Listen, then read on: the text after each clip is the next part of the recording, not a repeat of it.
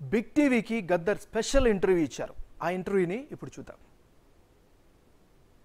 నన్ను గన్న తల్లులారా, తెలుగు తల్లి పల్లెలారా, మీ పాటనై వస్తున్నానమ్మా మయమలారా, మీ పాదాలకు వందనాలమ్మా మయమలారా. అమ్మా, నన్ను కన్న తల్లులారా, మీ పాదాలకు వందనం.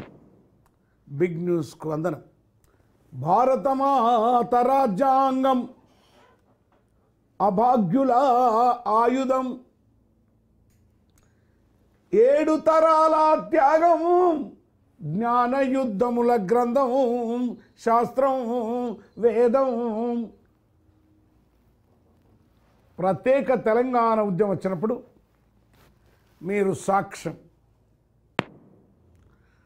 ఓ ప్రజాస్వామిక తెలంగాణ కావాలి, సామాజిక తెలంగాణ కావాలి, ఓన్లీ తెలంగాణ వస్తే చాలు అని 3 పాయలుగా జరుగుతున్న యుద్ధంలో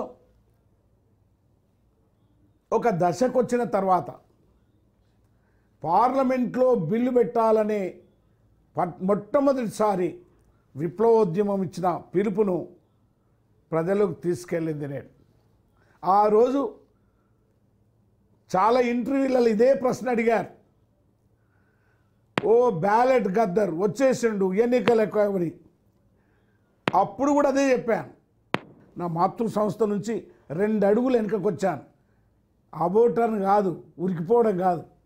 2 అడుగులు వెనుకకు వచ్చినప్పుడు నా పాట అనే ఆయుధాన్ని జంబు చెట్టు మీద పెట్టి నేను ఈ భారత రాజ్యాంగాన్ని గుండె కద్దుకున్నాను. నా ప్రియమైన ప్రజలారా, ఇప్పుడు ఓట్ల యుద్ధం జరగాలంటున్నాను, ఓట్ల విప్లవం రావాలనుకుంటున్నాను. నన్ను